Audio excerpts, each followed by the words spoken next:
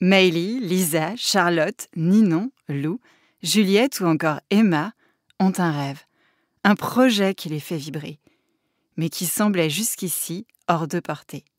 Et puis elles ont écouté Nouvelles Héroïnes, comme toi. Elles ont découvert des parcours inspirants, des femmes qui ont osé.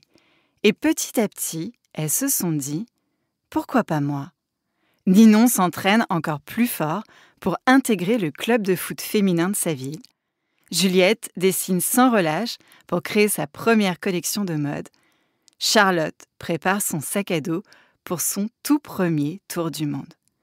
Toutes ont gagné une chose, la confiance en soi. Aujourd'hui, je suis très heureuse de collaborer avec Kiabi, qui accompagne les jeunes pour les aider à prendre confiance, à trouver leur propre chemin et ce qui les rend uniques. Et dans l'histoire que tu t'apprêtes à écouter, notre nouvelle héroïne va nous prouver qu'avec de l'audace, de la confiance et de la détermination, tout devient possible. Place à l'histoire. Nouvelles héroïnes. Salut toi, c'est Céline Steyer, celle qui te murmure à l'oreille des histoires d'estime de soi, d'aventures insolites et de destins extraordinaires tous les mercredis sur ce podcast. Et on y est, l'épisode 100 et quelques paillettes est enfin disponible. Bon, j'annonce 100 et des paillettes parce qu'en vrai, on en est plutôt à plus de 190 épisodes, 150 histoires de femmes racontées, un livre Nouvelles Héroïnes publié, mais chut, laisse-moi rêver grand. Je dois t'avouer, j'ai mis du temps, trop de temps, à l'écrire, à le publier, à te le raconter, cet épisode 100. Parce qu'un épisode 100, c'est un peu comme souffler ces 18 bougies. T'es censé faire un vœu, révéler un secret, ou pleurer devant tout le monde en parlant de ton papa. Spoiler, je vais faire les 3. Et si j'ai autant procrastiné, un peu, beaucoup, passionnément à la folie, c'est parce que cette histoire-là, celle que tu t'apprêtes à écouter, commence bien avant moi. Avant mes premiers pas, avant mes premiers mots, avant que je sois moi. Elle commence il y a exactement 50 ans, au début du mois de mai, le 9 exactement, où le muguet a déjà été cueilli, les fleurs poussent vite, et les histoires d'amour encore plus. Nous sommes à Colmar. Pas Colmar de Google Images avec les façades en pain d'épices, mais Colmar et sa petite Venise, Colmar et son musée Unterlinden, Colmar et son marché de Noël. Une péniche danse sur l'eau, une vraie, avec des boules à facettes, un DJ en débardeur et des chansons que tu ne trouverais peut-être plus sur Spotify, sauf si tu es fan de Joe Dastin, Carlos ou Mike Brandt. Au bar, un homme de 21 ans, discret, lunettes carrées, calvitie naissante et chaînette argentée au poignet. Il ne danse pas, il observe. Ce soir, c'est l'anniversaire de son grand frère.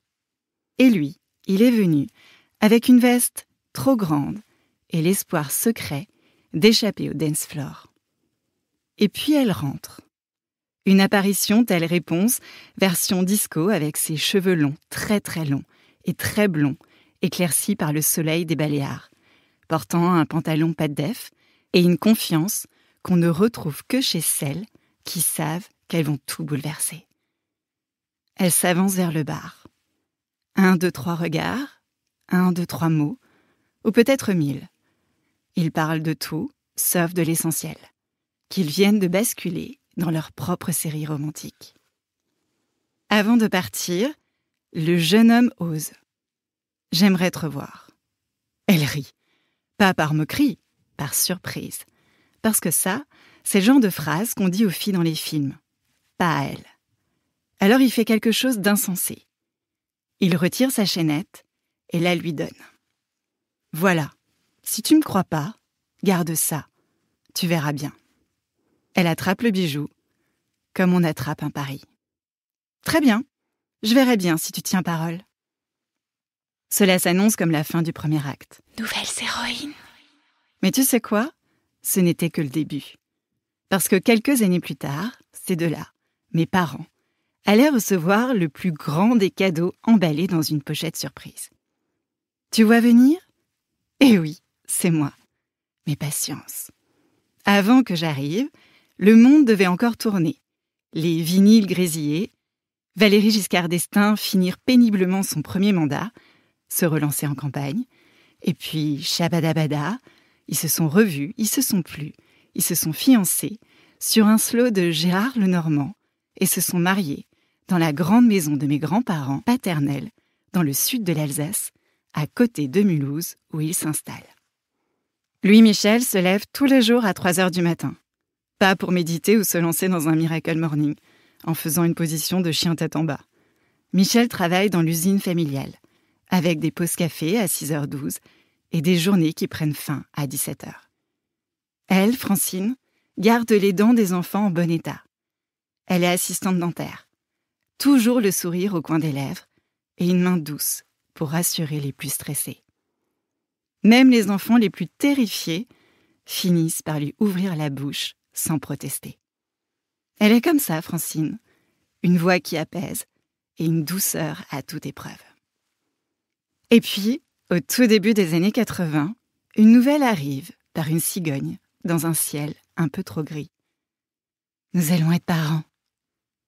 À l'époque, on ne faisait pas encore de gender reveal avec des ballons qui explosent en rose ou en bleu. Non. On attendait, on espérait. Pas d'échographie 3D où tu peux déjà deviner si le bébé a pris le nez de sa tante ou les oreilles du papy. On avait juste des photos très très floues, du silence dans le ventre et quelques coups de pied, des nausées et des kilos qui s'accumulent et l'envie immense que tout se passe bien.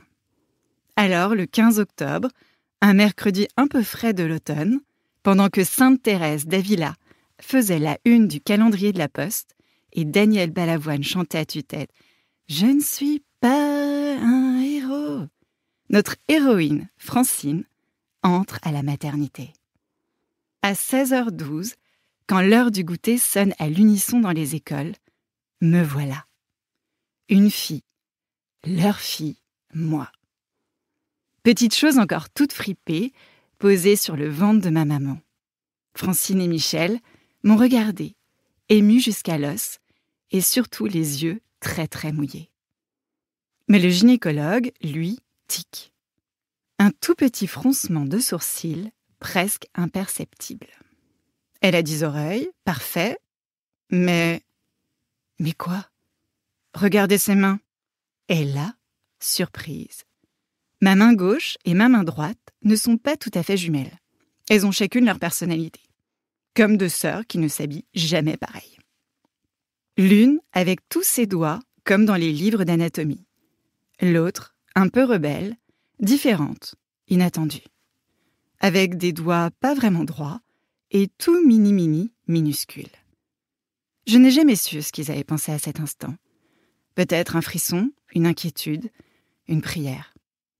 Va-t-elle grandir et vivre normalement comme les autres enfants? Et puis un médecin, un grand avec une moustache, je crois ou j'aime à imaginer, ce qui est certain, c'est que ce n'était pas du tout le docteur Dougros aka Georges Clooney, sinon ma mère me l'aurait dit. Alors ce docteur s'est exclamé, l'air ravi comme s'il venait de trouver un trèfle à 4 feuilles. « Oh, mais oui, elle a la pince, votre fille. Elle aura une vie tout à fait normale. Elle pourra tout faire. » La pince. Tu vois une pince comme celle à linge qui attrape les chaussettes jaunes et vertes à petits pois, ou la pince à pain qu'on utilise pour sauver la tartine brûlée du grille-pain, ou encore celle des crabes, très tenace, qui ne te lâche pas le nez. C'est la première fois qu'on m'attribuait un super pouvoir de super-héroïne, alors que je ne savais ni parler, ni marcher, juste téter et observer le monde, l'air de rien. Dans ma chambre de bébé, il y a un grand berceau en bois, massif et rassurant, sorte de bateau immobile sur lequel mes parents se penchent comme 2 anges gardiens. Chaque soir, ils viennent me murmurer « Do, do, l'enfant do », avec une voix douce et une odeur de soupe ou de shampoing. De cette époque, je n'ai pas vraiment de souvenirs. Enfin, sauf ceux dérobés par les photos Kodak. Des premiers pas dans la neige, en combinaison de bibendum Michelin, des bibs attrapés goulûment, des châteaux de sable à la plage, ou plutôt des trous bien creusés, car ma spécialité, c'était creuser, pas construire, et des éclats de rire devant mes gâteaux d'anniversaire faits maison. Francine, ma maman, c'est la Beyoncé de la tarte aux pommes, la Nina Métayer du hérisson en chocolat. Chaque année, je souffle mes bougies sur un animal en pâte à tartiner, décoré de Mikado. Et chaque année, c'est le plus beau gâteau du monde. À la maternelle, sur ces petits bancs en bois et barres de fer qui grincent, j'ai ma meilleure amie, Olivia. Avec elle, on vit nos premières grandes passions. Les bonbons de la boulangerie, surtout les fraises tagada, les coquillages avec trop plein de sucre, et les colliers de bonbons multicolores, injustement sous-estimés, les déguisements de carnaval, Poule pour Olivia et Minnie pour moi. Mickey était occupé ce jour-là. Et bien sûr, bavarder, beaucoup, trop. Ce qui nous vaut quelques exils pédagogiques contre l'armoire de la classe ou en sieste punitive sous une couverture qui grattait comme l'éponge de l'évier. Et puis, un jour de 1984, pas celui de George Orwell où tout le monde est surveillé, non, le mien où tout le monde se penche vers moi avec un sourire trop grand pour être honnête, papa et maman m'installent autour de la table ronde de la cuisine, celle qui sent toujours un peu la compote de pommes. Ils prennent un air solennel, genre Michel Drucker dans une émission spéciale sur Antenne 2 le samedi soir. Et là, ils m'annoncent « Tu vas être grande sœur ». Moi, j'ai 3 ans et demi, alors je demande très sérieusement « Je vais grandir d'un coup ?» Spoiler, non. Mais les choses ont commencé à changer pour de vrai. Une nuit d'hiver 1985, Mitterrand est toujours président, les années 80 battent leur plein, et Orwell n'a pas vraiment publié 1984 cette année-là. Ce soir-là, c'est Madame Bayer qui vient me garder, ma nounou, mon héroïne. Papa a décidé d'emmener maman au restaurant indien, le Maharaja. Est-ce qu'il pensait qu'un bon curry et riz basmati accéléreraient l'accouchement ? En tout cas, ce fut très efficace. À 1h du matin, maman se met à pousser des cris, mais pas ceux d'un cauchemar ou d'une activité nocturne. Des vrais, de ceux qui font naître. Papa file à la maternité avec maman. Madame Bayer reste, bien droite, toute somnolente sur sa chaise, prête à me défendre contre les monstres. Le matin, elle m'installe devant la télé, pile à l'heure de Winnie l'ourson. C'est un épisode spécial. Porcinet fête son anniversaire. J'ai encore le goût des céréales dans la bouche. 8h02, Michel, mon papa, ouvre la porte comme dans un film. « Ton petit frère Arnaud est né, on va à la maternité te le présenter. » Et là, la phrase la plus spontanée, la plus sincère de mon enfance sort de ma bouche. Un brin pince sans rire. « Je peux pas, il y a Winnie l'ourson. » Tu vois, l'amour fraternel, ça commence toujours un peu en douceur. Mais une fois l'épisode terminé, je monte dans la voiture et quand on me tend cette petite chose emmaillotée dans du coton blanc, on me dit « Voici ton petit frère Arnaud. » Et là, je comprends. Je suis devenue grande sœur. Pas plus grande en centimètres, non, mais en cœur, en responsabilité, en chocolat de Pâques et Playmobil à partager. De mes premiers mois de grande sœur, je garde en mémoire 2 choses précieuses.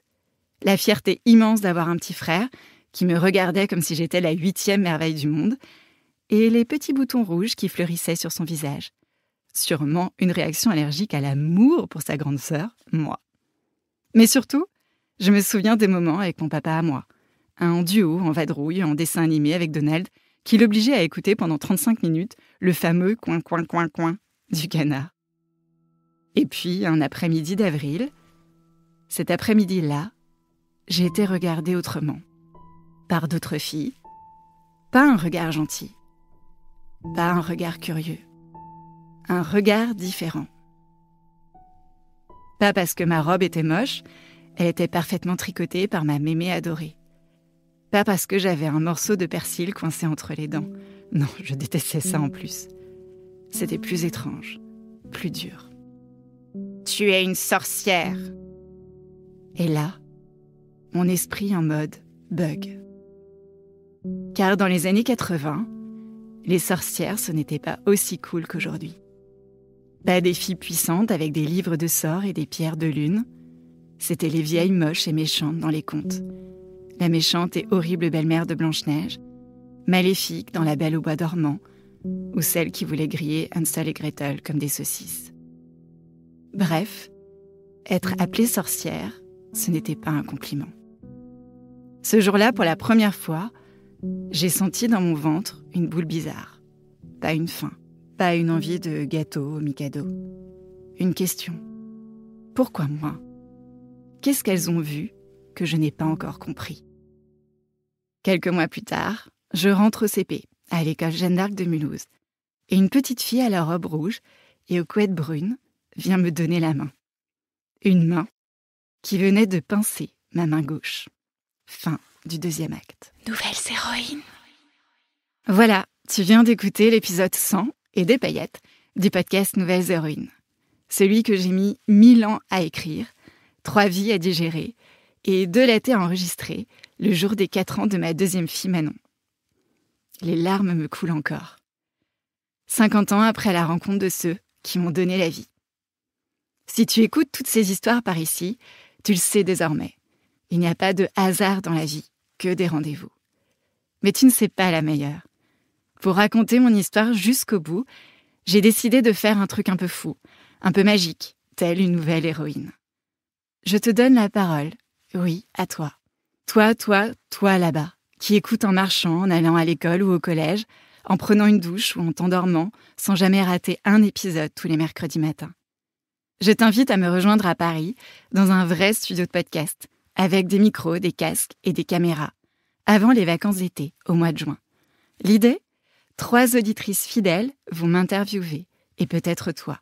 Oui, tu vas devenir co-hôte du podcast Nouvelles héroïnes. Tu pourras me poser toutes tes questions, même les plus inattendues, comme « Est-ce que j'ai pardonné à celles qui m'ont appelée de sorcière ? Est-ce que j'ai pleuré ? Mais en fait, c'est quoi une pince ? Est-ce que j'ai encore la pince d'ailleurs ? Est-ce que d'autres enfants ont été méchants avec moi à cause de ma main ? C'était qui mes idoles ? Est-ce que j'avais confiance en moi ? Est-ce que j'aimais l'école ? Est-ce que je cachais cette main ? Comment j'ai vécu mon adolescence et le regard des autres ? Est-ce que je faisais vraiment tout avec cette main ? Je te veux curieuse, espiègle, enthousiaste. Telle une nouvelle héroïne, tu les connais si bien. Pas besoin d'avoir fait un CM2 de journalisme, tu le sais, tu es déjà une nouvelle héroïne et fais partie de cette incroyable aventure. Alors si tu veux faire partie de ce trio de choc, si tu veux partager ce moment avec moi, en vrai, en live et avec des paillettes, reste bien connecté et écris-moi sur mon email qu'on puisse organiser tout ça. À très bientôt, chère nouvelle héroïne. Je t'attends, je vous attends, le micro grand ouvert, le cœur encore plus. En attendant ce grand rendez-vous avec toi, je souhaitais dédicacer cet épisode à mes filles, Madeleine et Manon, qui m'inspirent et m'élèvent chaque jour en nouvelle héroïne, ma chère maman, qui je sais écoute tous les mercredis une nouvelle histoire, même si elle dit qu'elle n'a pas internet, mon papa, qui n'est plus là pour l'entendre, mais qui était extrêmement fier de ce projet et ne ratait pas une seule histoire.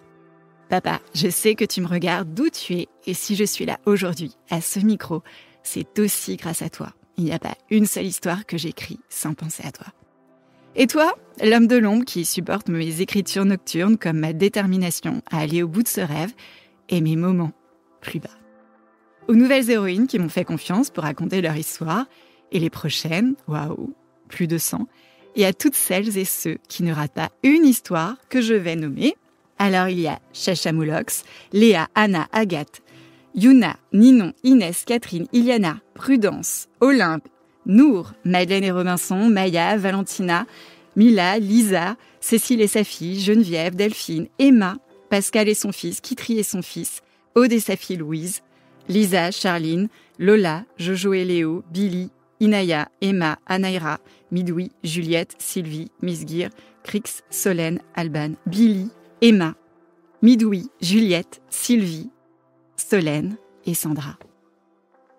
Avant de te laisser rêver encore plus grand avec les histoires du podcast, ma fille t'a laissé un message. Mettez 5 étoiles à Nouvelles héroïnes Sur Apple Podcast et Spotify.